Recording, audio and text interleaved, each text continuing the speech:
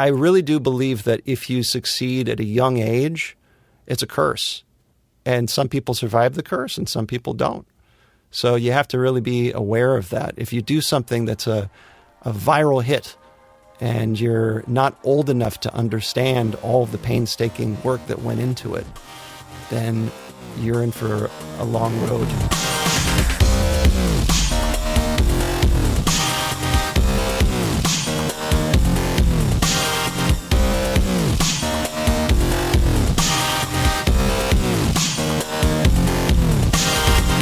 You're listening to Inside Acting, a podcast dedicated to demystifying the inner and outer game of success in the entertainment industry. I'm Trevor Algott.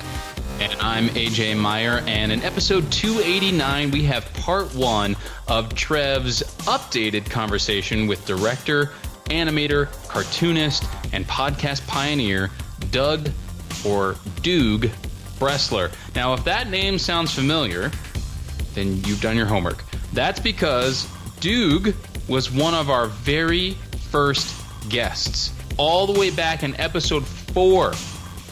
That's single digits, people. So for those of you who started the podcast later and have been playing catch-up this whole time, this is actually going to feel kind of recent, but it's several years old now for us. But speaking of being several years old, now with many years and many dozens, if not hundreds of cartoons, music videos, creative partnerships, podcast episodes, and high-profile studio clients under his belt, Doug rejoins IAP for a conversation about what he's learned, not only sustaining himself as a creative online entity, and wouldn't we all love to be able to do that, but also in his various collaborations with others and how he keeps things in perspective, as well as a few novel ideas on how to uniquely position and market your own DIY work on the ever-changing web.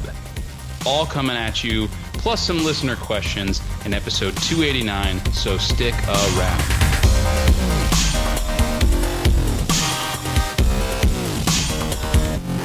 Support for this episode of Inside Acting is brought to you in part by Rehearsal Pro, the essential app for actors, which is now available in a brand new version in the iTunes App Store. So if you want to learn your lines, if you want to be off book for your auditions, if you want to explore your character, make really strong choices, and do a whole lot more, go to rehearsal.pro/IAP right now, where you can learn all about the great new features in this newest version of Rehearsal, the groundbreaking app designed by actors for actors, and download it for yourself. It's an essential tool that every actor should have in their toolbox. That's rehearsal.pro/IAP. Support for this episode of Inside Acting is brought to you by printheadshots.com, superior headshot printing. At printheadshots.com, all orders include free shipping, free retouching, free layouts, free proofs, and no hidden fees. You don't pay a dime until you approve your proofs. And you can use promo code IA, that's IA as in Inside Acting, to get $10 off your order. Most orders arrive within just a day or two. So for superior printed headshots with unparalleled turnaround time, visit printheadshots.com and be sure to use promo code IA for $10 off. Printheadshots.com. Superior headshots at the lowest prices, guaranteed.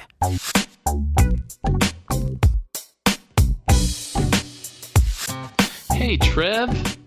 What's up, man? Osmiger. It's funny, like we have varying degrees now. We have like in person, over Skype, and then one of us in the middle of nowhere. Usually, so you. I was gonna say it's good to be back together, but we're not really. We're together via Skype. Yeah, I won't see you at the Douglas for a while either, because we're sort of like dark for the next week or so. So I'm going through AJ withdrawal here. Aw, yeah. Hey, well, you know what normal friends do that don't have a podcast? Yeah, they get together in person, they see each other and hang out. That's weird. We're in LA, man. People don't do that here. Oh yes, driving. Ugh. Yeah. Ugh. Ugh. I gotta get in my car. Ugh. I'll do it for auditions. I'll do it for work. I will not do it to go see somebody I care about. Yeah, no way. No way. So last episode and the episode before, both of which we hope you guys have listened to at this point. If you have not, for some reason, listened to those episodes, go back and check them out, because there's some really interesting, controversial stuff discussed by our guests, casting directors Alan Hooper, Jane Jenkins, and Caroline Leem. And it went over interestingly with our audience. I would say the least. Yeah, the vast majority of our audience was like, "Wow, that's nuts! I had no idea." And thank you for the information. And I'm looking forward to digging in further and making up my own mind. And then we had a few listeners that were like, they were not happy about it. And as we wrote in the last post that accompanied the episode on the website, as well as in the newsletter, our aim, our job, our mission with this podcast has always been to do nothing else than empower and inform actors, to give them good information that they can act on, meaning they can dig further into, see if it resonates with them, and formulate their own plan of action to move forward more intelligently. It's easier said than done. We'll be the first to admit that. But these last two episodes weren't about taking sides for us. They were just more like, wow, that's really, really interesting. Let's hear more about that. And that's all it was. And I admit, and I'm not sure how you feel about this, AJ, but I admit that I have sort of ping-ponged back and forth on this casting director workshop thing. Like, we'll talk to Billy, and I'll be like, yeah, totally. And then we'll talk to somebody else, like David H. Lawrence 17th, and I'm like, yeah, totally. Yeah, so, that one. Yeah, and, all right. And my agent is very pro-workshop, and, then we've got other people that are not pro workshop, and so it's kind of like I'm kind of burnt out on the whole issue, to be completely honest. But in the interest of just giving one more little shot of sort of equal weight to all these things, we did want to read a very brief statement just to sort of offer one last piece of information to help sort of temper, or at least balance out, or further hopefully help steer you towards the listener, towards something that resonates with your heart. So should we just go ahead and read this? Do you want to tackle this, AJ? Yeah, I mean, this is like a statement, sort of statement that will hopefully, like you said, Trev, balance out the opinions here. Essentially, it goes as such: accept the fact that there's a problem, instead of blaming law enforcement and the media. It's always a quote-unquote witch hunt, with the guilty party vilifying his accusers instead of accepting responsibility for the behavior that got them to the place they're now at. Can't fix it until then. So if you are of the mind that there is law being broken here, which a lot of our listeners do believe, hopefully that sentiment that I just read kind of speaks to you and allows you to feel like we've done our best to kind of cover both sides of this issue as it currently stands. And then, as Trevor said just now, and in the last episode, this is kind of it for a while. We are putting this to rest.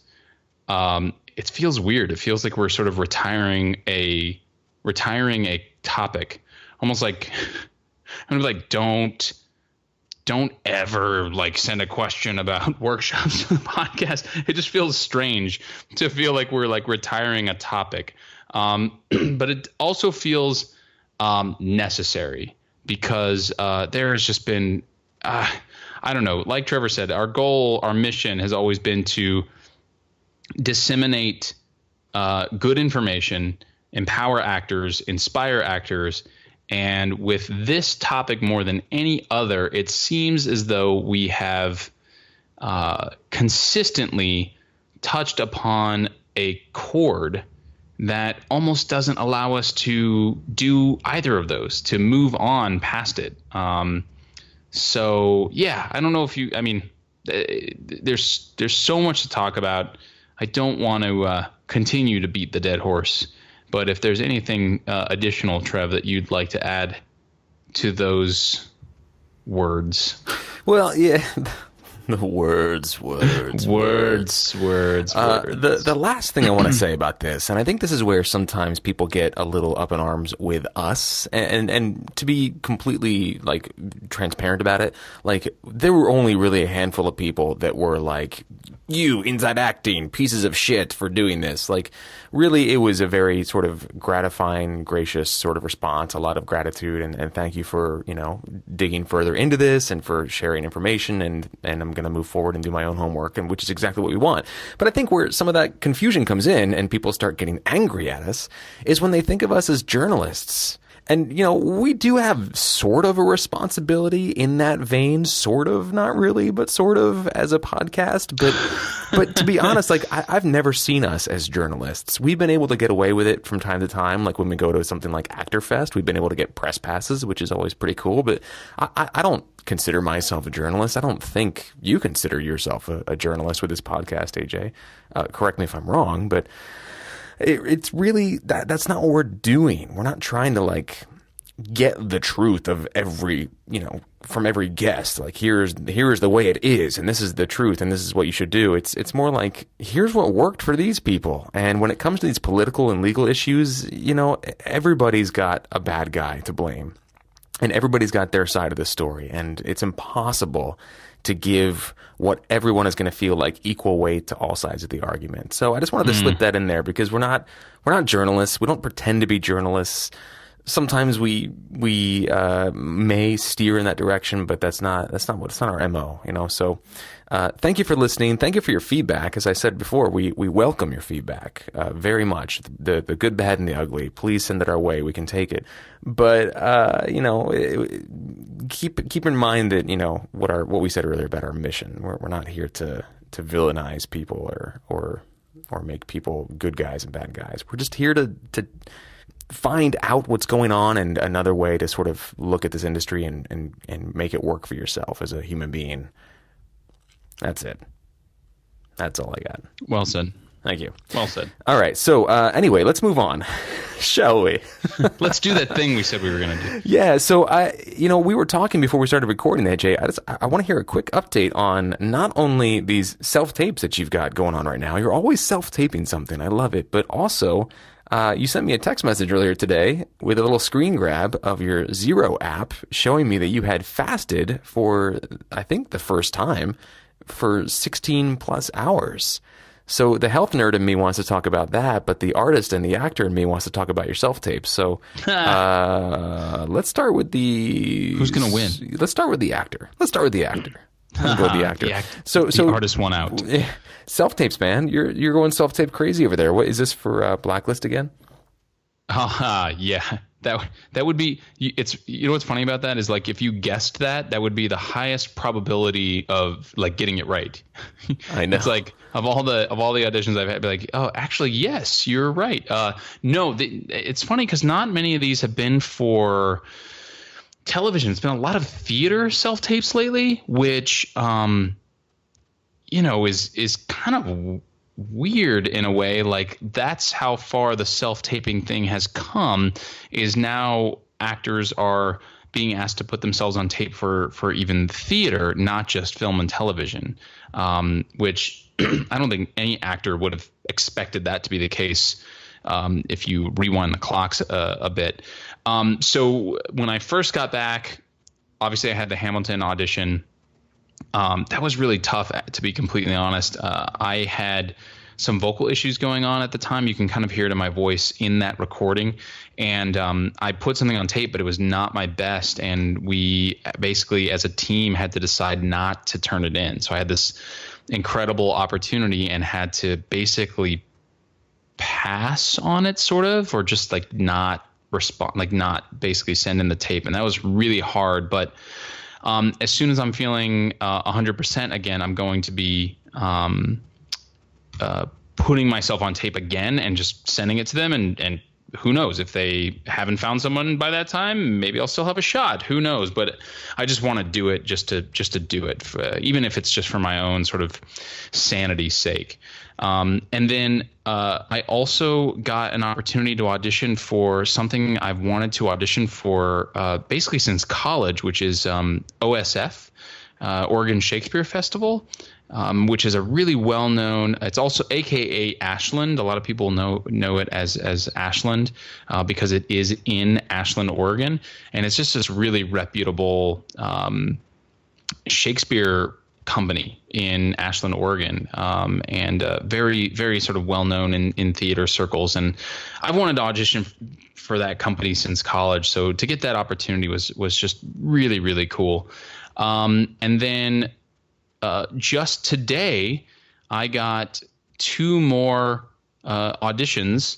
One that was for another musical theater thing that I'm not going to talk about quite yet, and another one for a feature film, which is probably like an indie, but still like this really cool part and kind of made for me.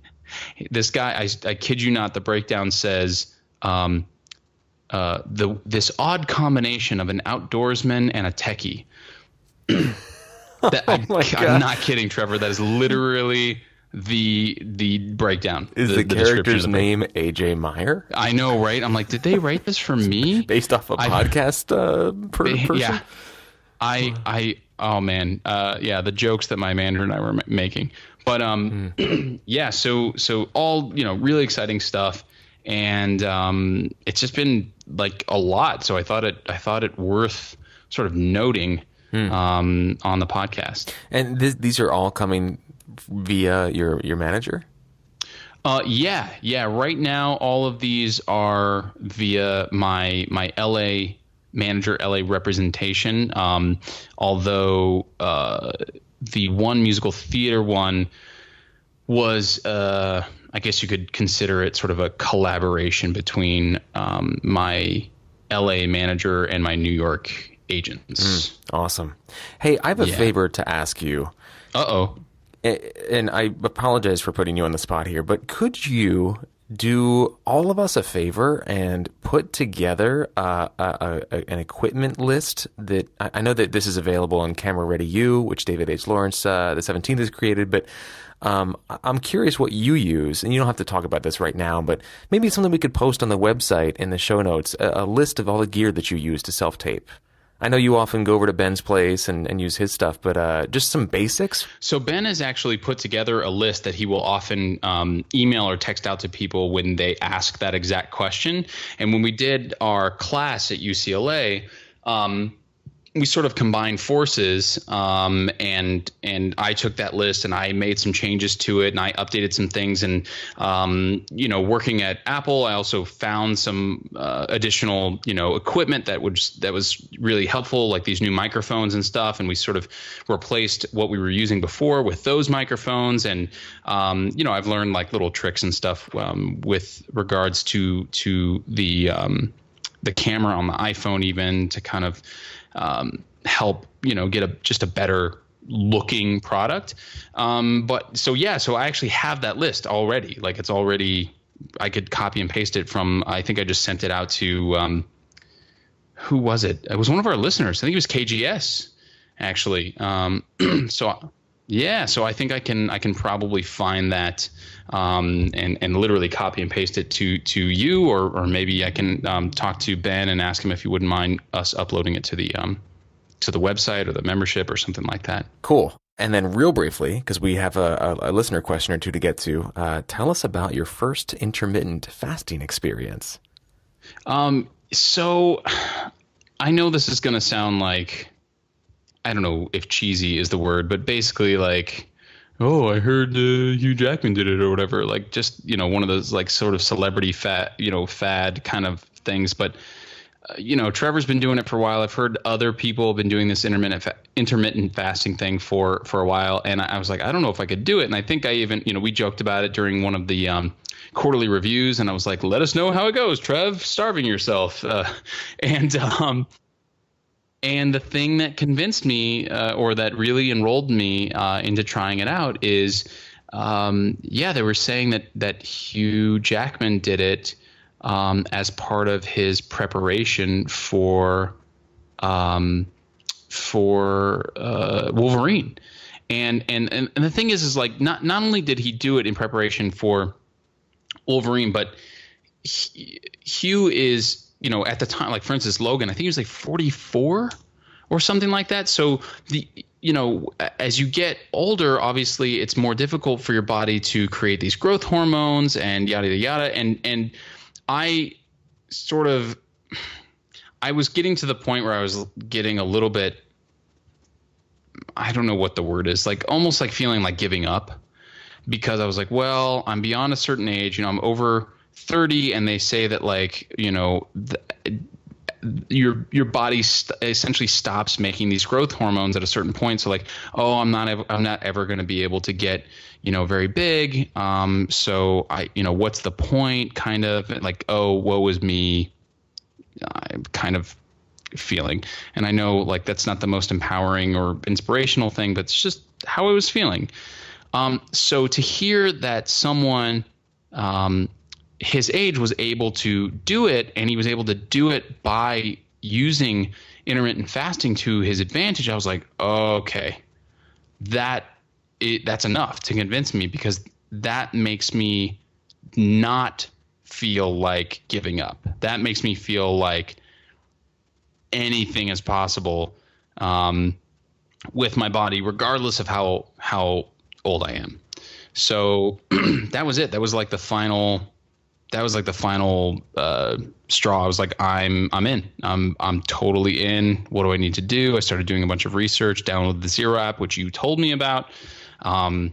You also told me about my pick of the week, but we'll get there.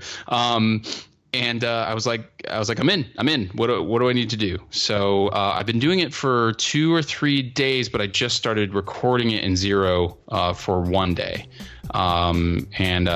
I went almost 18 hours on my first day, and we'll see what happens on here we are I'm recording this on day 2, basically.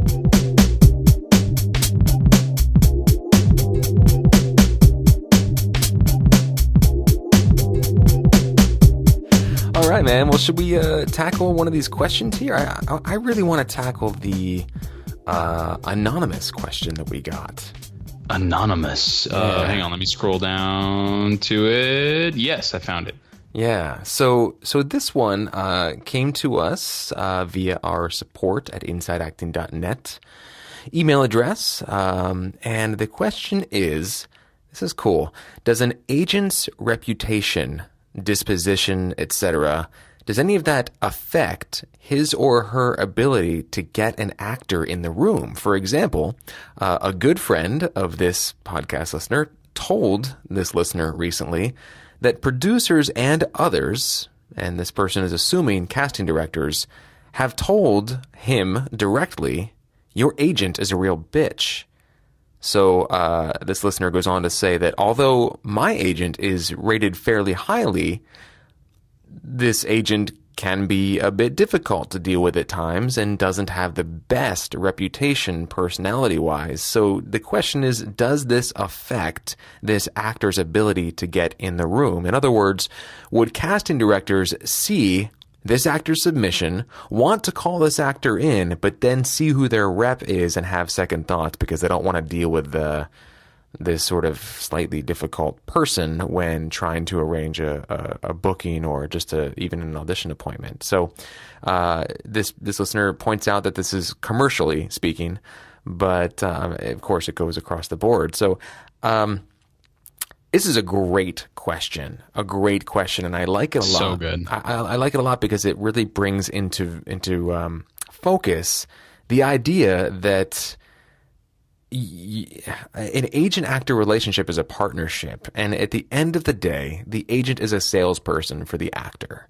This is not some superpower, wielding god that has control over your career. This is somebody that you choose to partner with, and that basically you pay a commission to go to bat for you and get you in the room. So if this is a thing that could possibly be hindering you getting into the room, that's a really important thing to be taken into consideration when choosing whether or not to continue this partnership.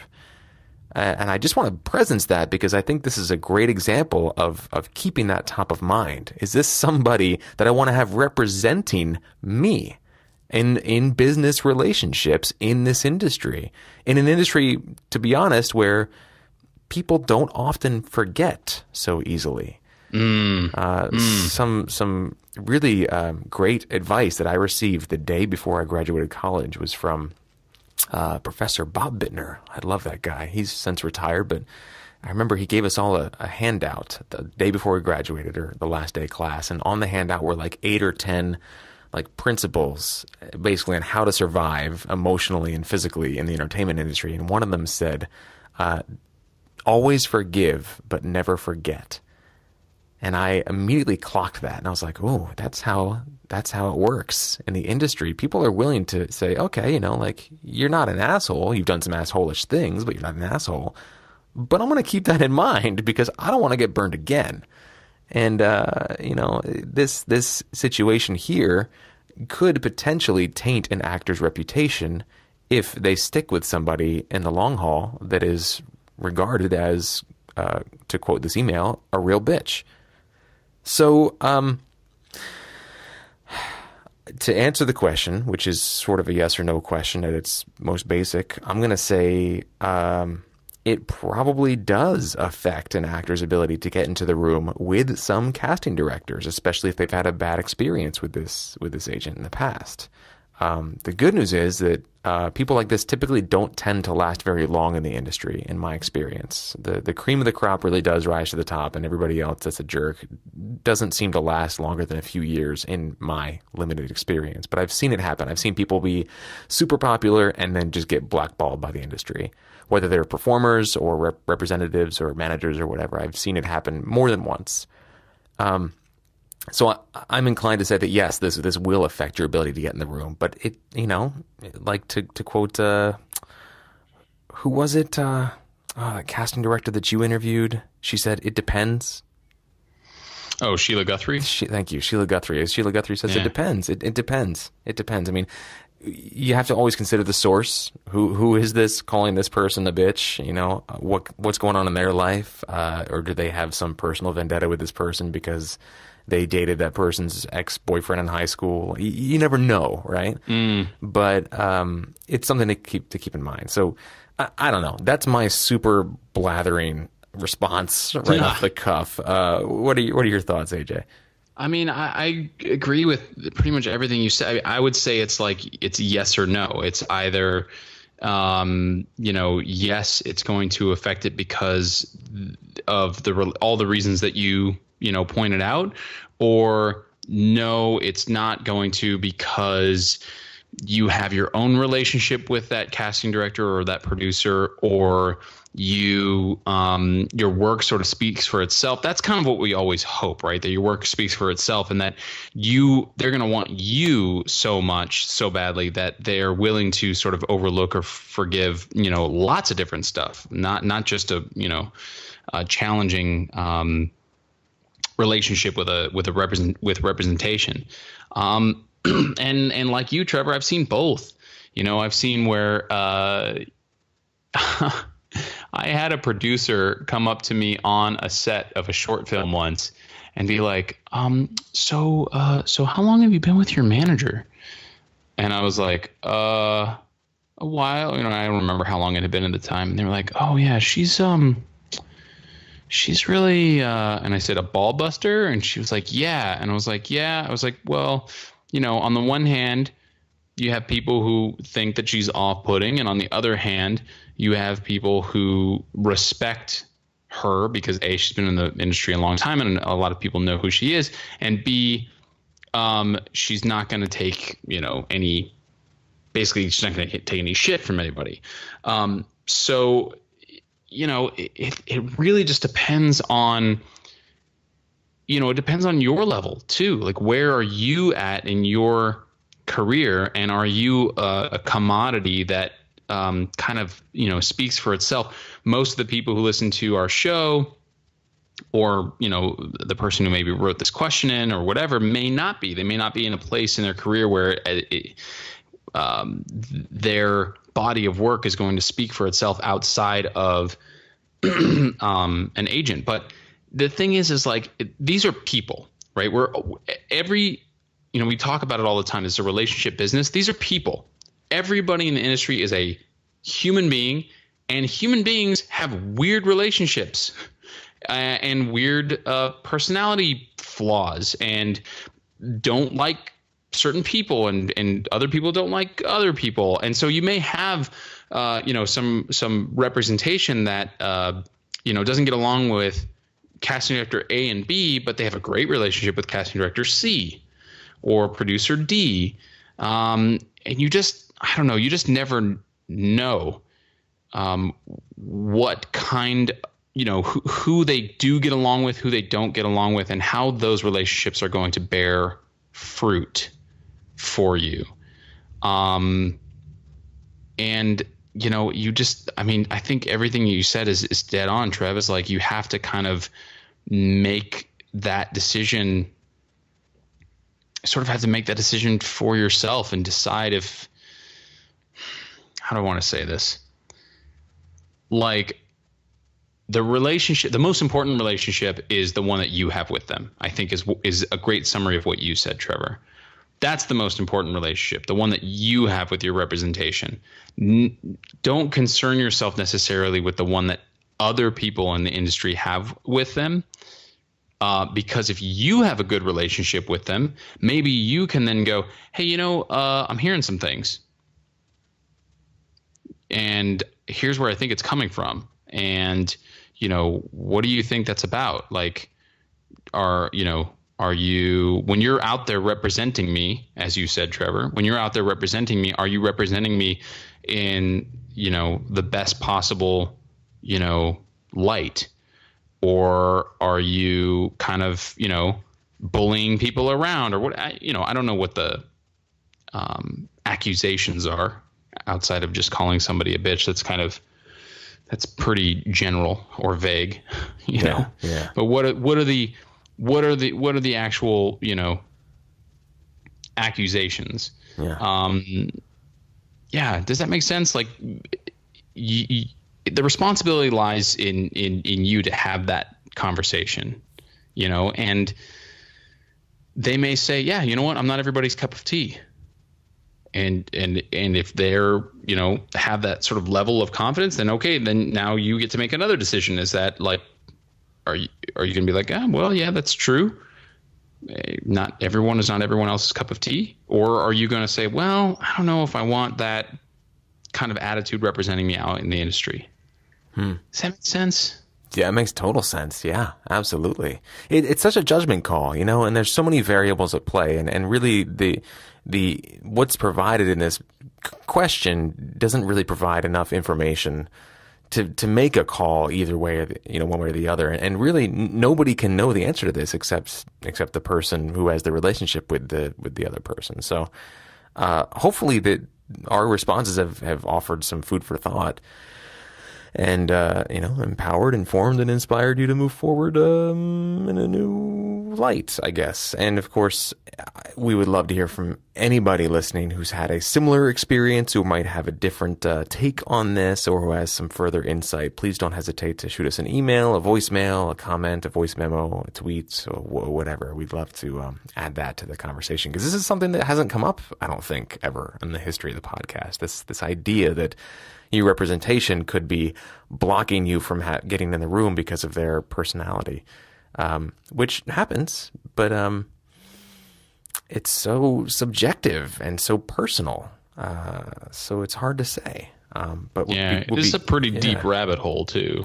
Yeah, it really is. I'm sure there's gonna be people who, if they decide, if listeners decide to write or call or in other ways get in touch with the podcast, there's going to be a lot of different, I think that's terrible, and they're your representation, and I can imagine this causing a lot of emotional response. Yeah, if that makes sense. Yeah, Cool. Well, we'd love to hear more.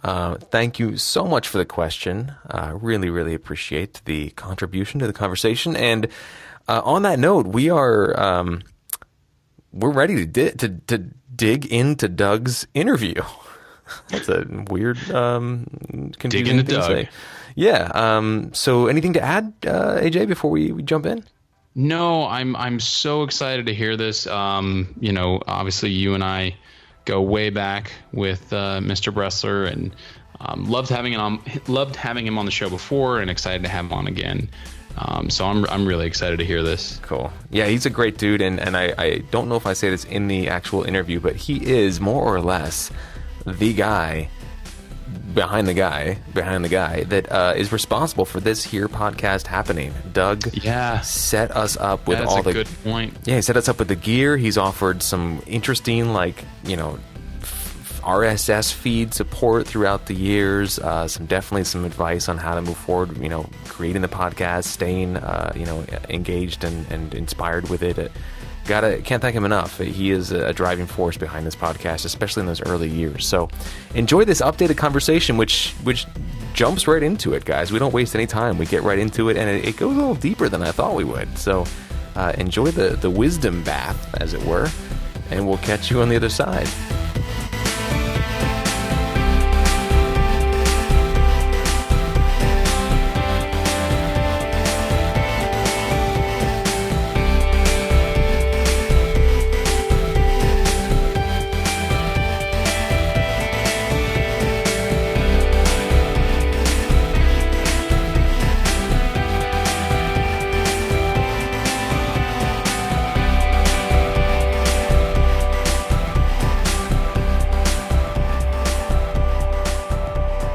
Hey everybody, this is Trev, and we have a very special interview lined up for you today because I am sitting down on one end of a Skype call with a longtime, very good friend and one of the most creative and professional and dedicated, committed to excellence people that I know. And that is someone from all the way back in the podcast's sort of birthing years. This is Mr. Doog Tunes Bresler. He was episode 4, and we talked about the perks and pitfalls of marketing yourself as an actor on the internet. And it's been a long time. And Doug, you've evolved into many, many different things since we last talked. You were primarily invested in animation at that time, but now you're doing a lot of live action direction, and you've worked with Fox and ESPN and been featured all over the place. So really excited to sit back down with you here. Thanks for taking the time to chat with us today. Well, thank you. And thank you for that lovely interview. It was very nice. I'm excited to be back, and now the pressure's on. We were chatting before you started recording, and now I feel the looming pressure of having to appear to be intelligent and funny. Yeah, well, and there's even more pressure because we were just talking about how we've known each other for so long. I mean, I met you back in the early days of working at Apple. I must have been 12 years ago, 13 years ago now, and I think it was about 11 for me. Yeah, I left in 2006. So, okay. Yeah. So we were joking about how we're both kind of becoming old men at this point, and you didn't you were just saying that you were reserving your swear words for special occasions at this point, and I asked you what your preferred bedtime was, and I'm curious, when do you go to bed? To touch on the swear words thing, I was just saying how I reserve my swear words for very special occasions because I don't want them to lose their significance. I don't want them to lose their power. So I reserve them for very, very specific situations, and so that when I say them, I really mean them, and I get everything out of them. So what is a specific? Can you give us an example of a situation worthy of a swear word? I think I'm pretty selfish with my swear words. I rarely say something that's crude in public just because I try to be as classy as possible. But in private, when nobody's listening, if I stub my toe or something like that, then I would probably yell out the F word. And then because I rarely say it, it's like, boom, I feel it, I have that power, and then I can let go. And I don't have to dwell on it. It's just like it's so powerful that it's done. You can't go any farther.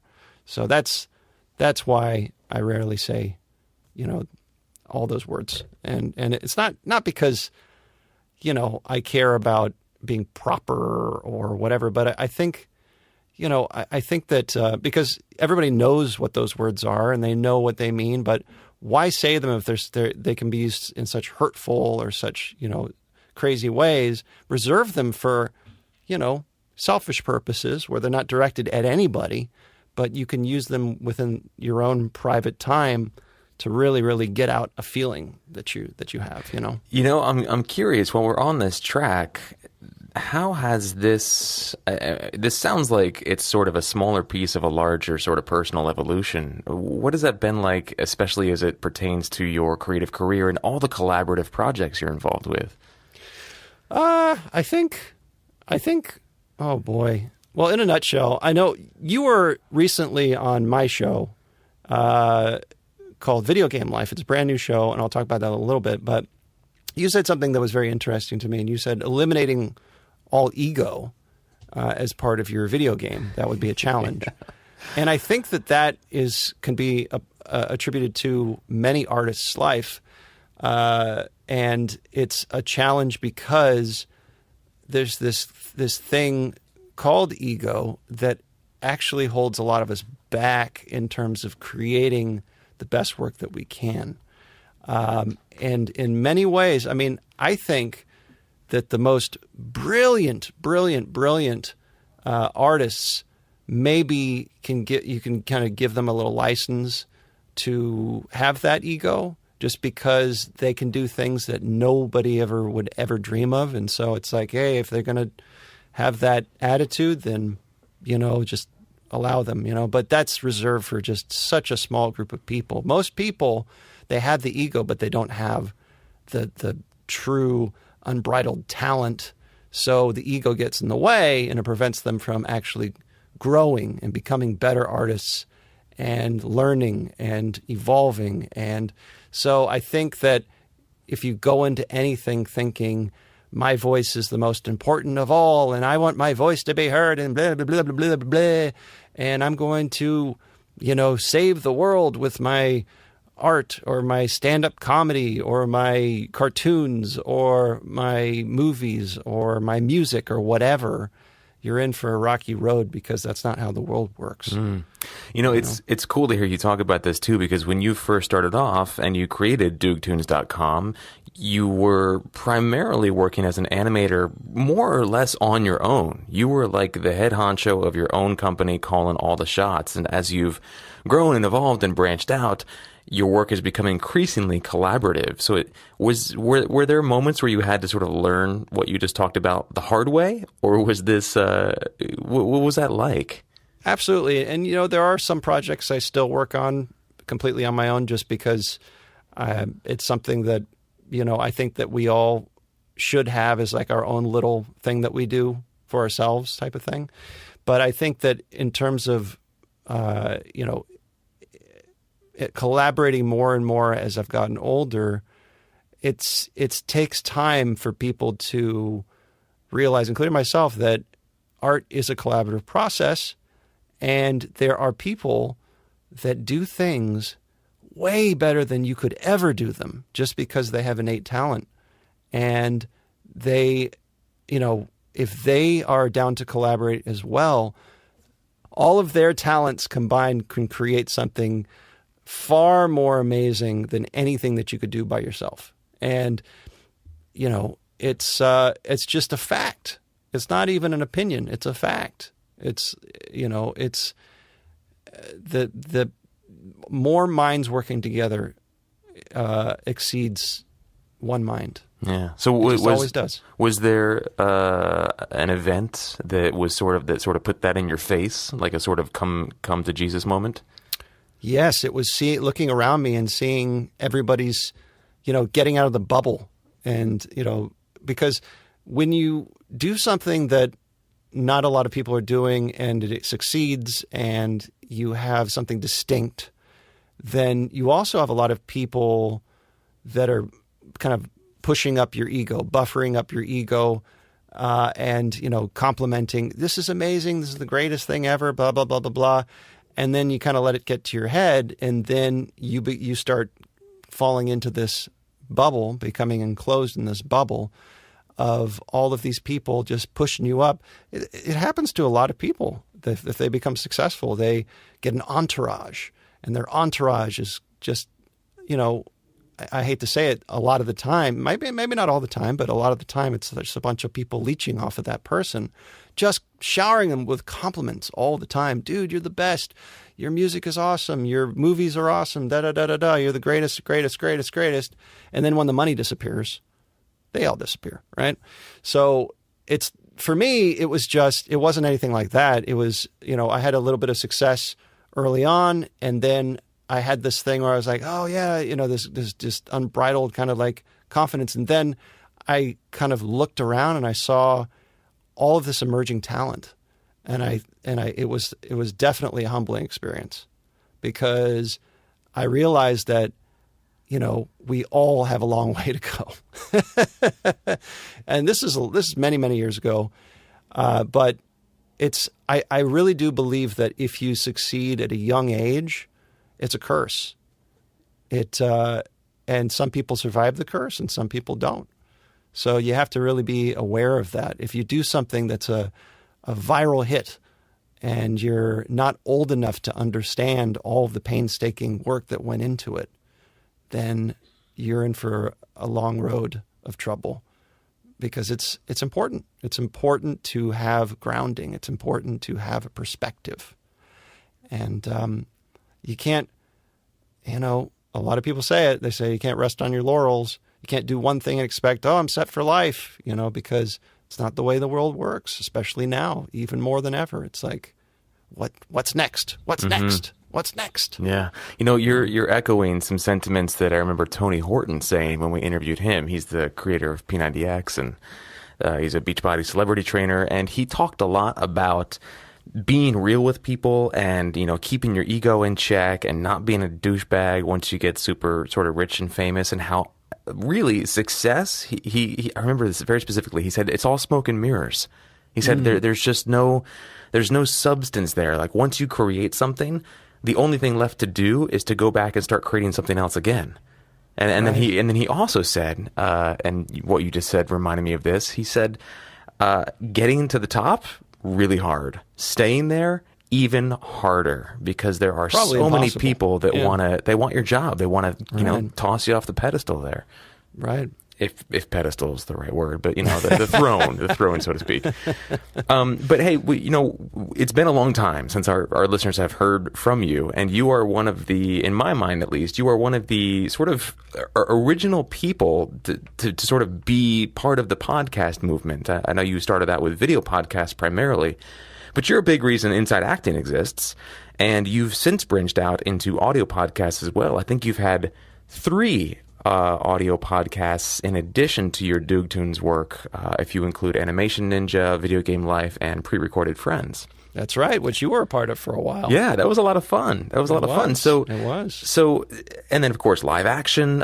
Many of our listeners may recall the Terminator music video that I was so stoked about. Well, that was Doug's creation. Doug and his brother came up with that and created that, and Doug directed it. You did a wonderful job as the T-800. Oh man, the Terminator. I had such a blast with that. So, can you take us through sort of why you wanted to pursue this lifestyle path instead of going off into commercial real estate or something like that, and then what that evolution has been like since those early days of podcasting through till now?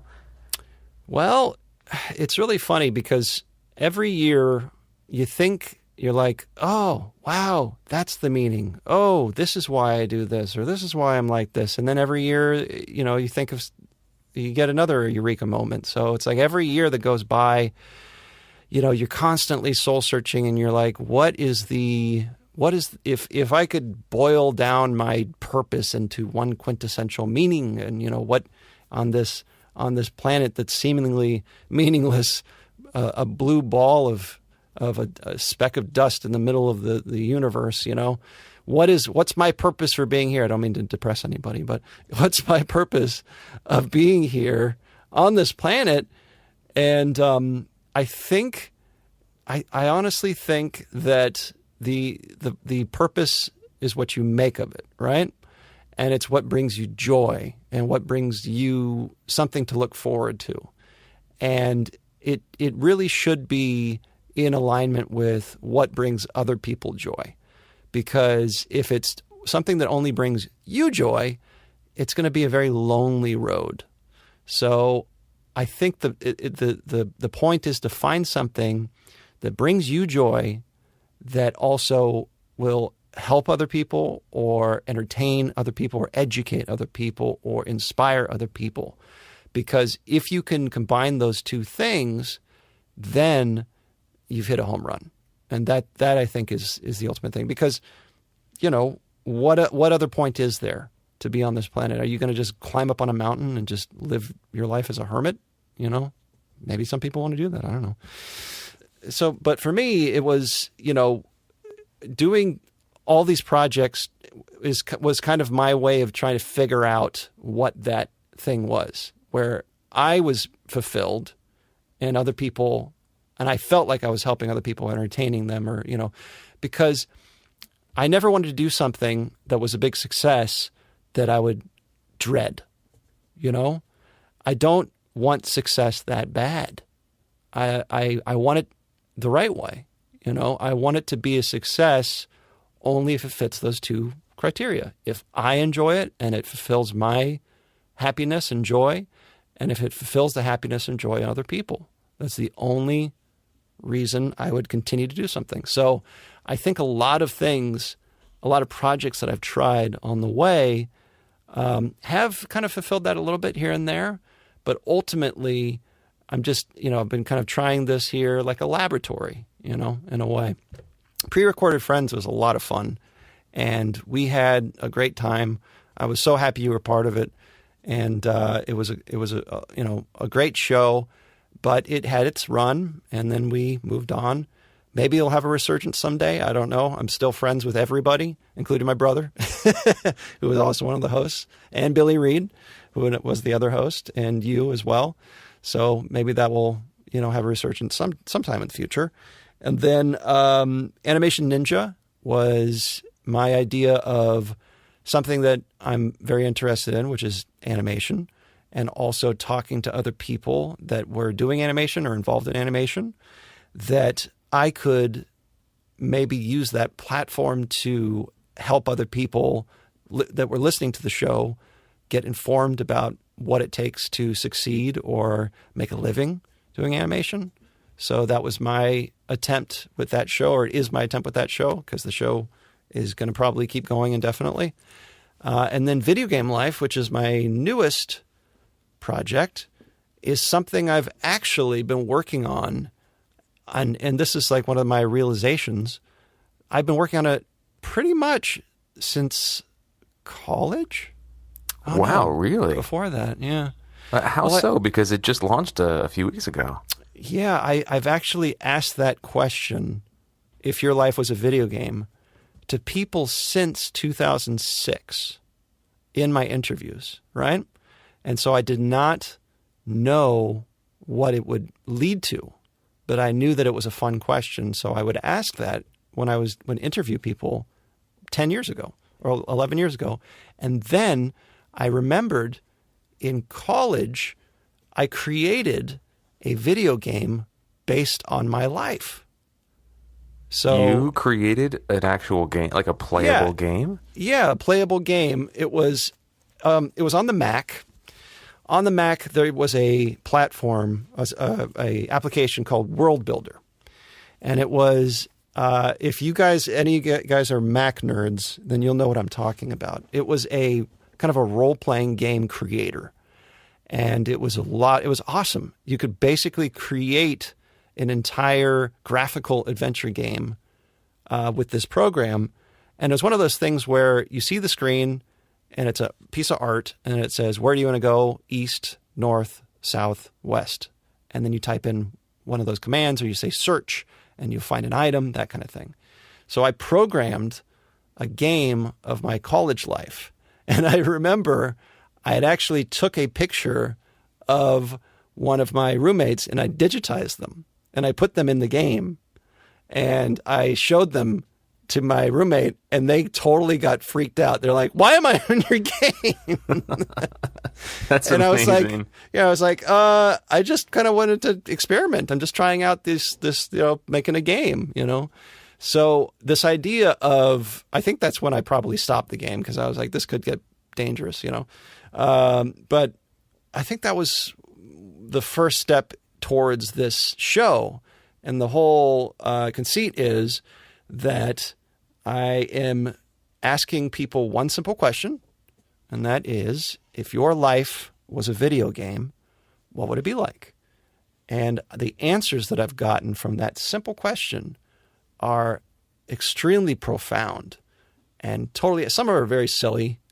Some are, pretty trivial, goofy answers, but some are super deep. And sometimes I've even got people to get misty-eyed talking about their video game life. And you've banked like a few dozen interviews already, and we're only on episode, 5, 6, 7, something like that? I have about 45 in the bank, in the queue. So we're only at episode 9. So I'm going to probably release one a week until I run out, and then probably about 10 in before I run out, I'm going to start doing more. But it's just the beginning. This is an audio podcast, but the whole idea is to expand it into something much bigger and have it be an animated live action show, and then also have some standalone episodes as well.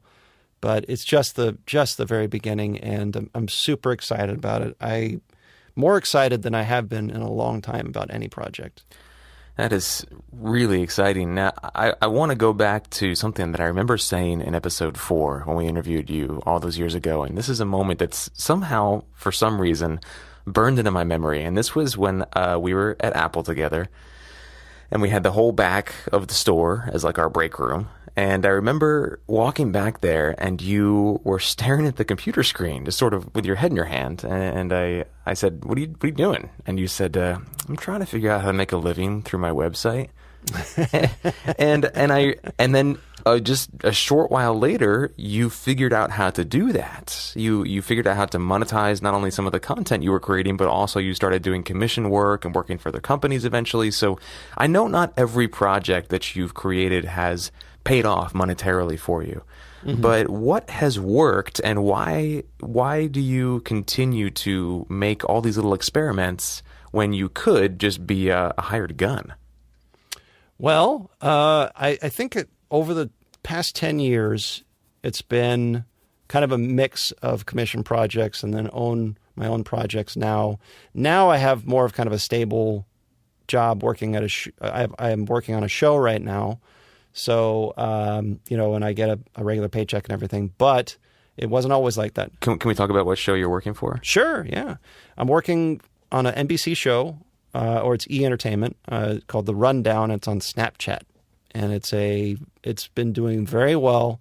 It's a vertical format show, which is very strange to a lot of folks, but it's a simple explanation. It's basically, instead of holding your phone horizontally to watch it, you hold your phone vertically. And so the whole show is cut and edited and shot in a way that you can watch it with one hand, as opposed to holding your phone with two hands horizontally. And the whole thing airs on Snapchat inside the app. So they follow that account, and they can just watch this show unfold. Yeah, we were actually, I think, the first official show for Snapchat. Yeah, I think we're kind of like the what do they call it? The trailblazer. No, I wouldn't want to say that much, but the debut show for the platform. Yeah. Jeez, do they still call those mobisodes, or did we move way past that? I think we moved past that. I think mobile. Yeah, I think now it's just a Snap Story. That's what it's called for these things. But the show's fun. It's really fun, and what I like about it is that I get a lot of creative input, a lot of creative control, and it fulfills that for me. But it also gives me freedom, because when the job is done, I can go and work on my own projects. So it doesn't loom over me like a cloud. It's like I can do that, and then I go and I work on my projects. So it's which is why I'm using my time away from that show to do things like Video Game Life, or to do more cartoons on the side, or that kind of thing. But I think, it's getting, if you want to talk about like the climate of everything in terms of digital media, I think we're getting closer and closer to a time like when, that story you're talking about me looking at the podcast and saying, how can I make a living? That was a special time because it was so new that nobody knew about it, but there were a few people that knew about it, and they wanted to really get into it and take advantage of the fact that it was a brand new medium, and that, jump on board and just pump out as much content as possible to get a head start. And I think that happened at a very slow pace in the beginning, and then about 2008, 2009, it just boom, it hit, and everybody jumped on. And then by about 2011, it became saturated. And then now it's very saturated. So the good news is that places like Netflix and Hulu and digital streaming services are pumping out content. So there's lots of opportunities for people.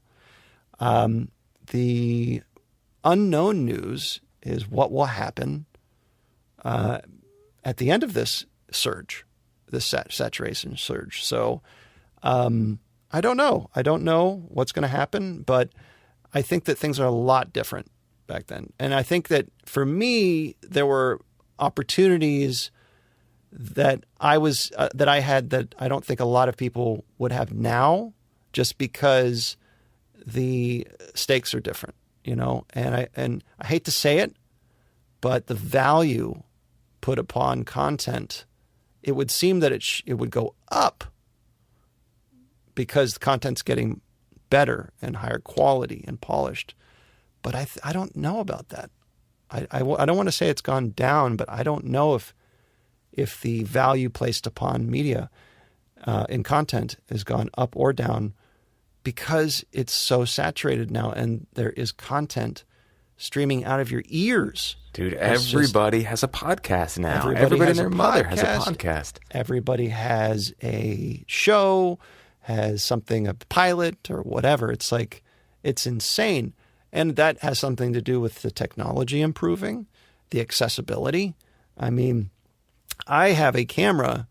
I just invested in a GH5, which is Panasonic's flagship video camera. And it is an amazing camera. It shoots 4K, and it looks like something that you would get from a Red, which is a $30,000 camera. I bought it for $2,000.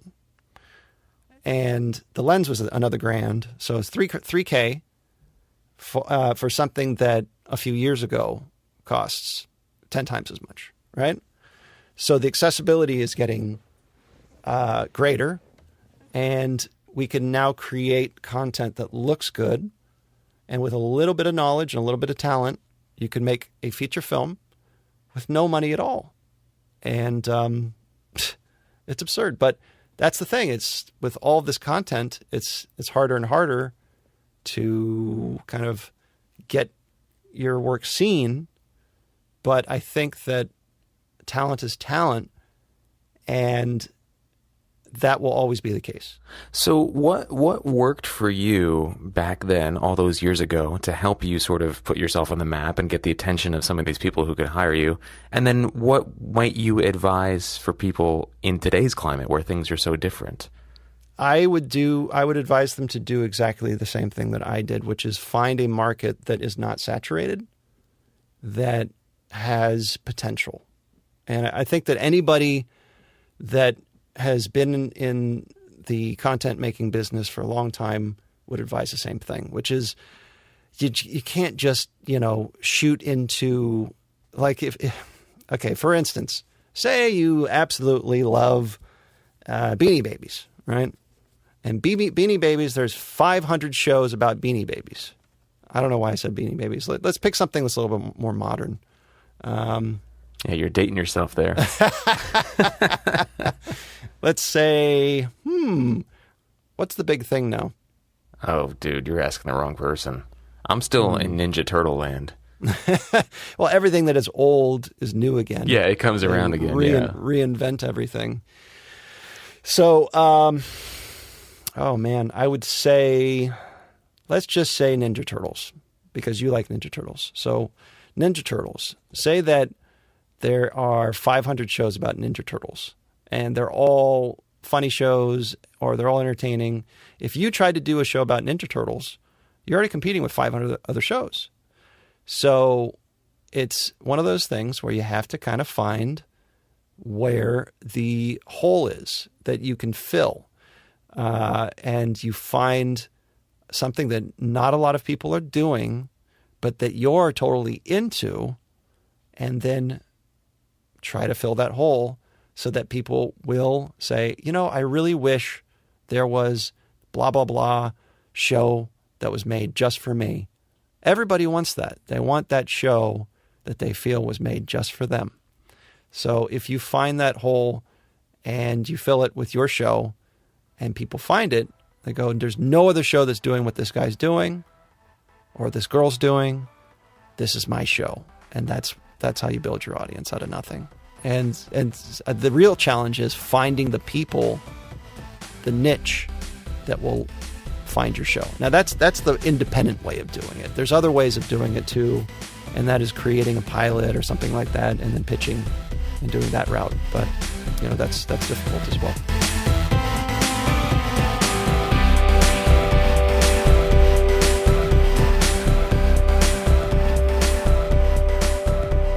Hey folks, welcome back to the Bookends. Hope you dug our revisit with Mr. Doug Bresler. Thanks, Trev, for grabbing this interview. I'm really excited. I'm unfortunately at disadvantage, have not had an opportunity to listen to it quite yet, but I'm really excited to hear how he's doing. Good friend of us personally and good friend of the podcast. I hadn't thought about the fact that he really was instrumental in having us be successful here. So you listeners, you have a lot to thank him for. Yeah, he's a good man, that Doug Bresler. So we're tight on time. There was so much sort of, like you said, circuitous talk about that last question before the interview. Yeah, what do you got for us this week? So my pick of the week is a rehash of a prior pick of the week that you have picked, Trevor, but I have been using it sort of for the first time. I never picked it up, but in the past when you've talked about it. But the You Need a Budget software or service online, YNAB as it is commonly known, have been using that quite a bit lately, and I'm really enjoying it. It's not, I don't know how to say this. It's not the most fun thing because you're still dealing with your budget. So it's not I don't want anybody to get any, delusions about get YNAB and doing your budget will be fun. Ha ha ha. No, it's still it's work, and it's kind of challenging to figure out. I'm blessed to have a someone with a lot of accounting experience as a girlfriend, so that's been really helpful because when we first started using it, I was like, I do not understand this at all. But now that I've gotten more and more used to it and sort of figured out how it all works, I'm really enjoying not only using it, but the learning aspect of it,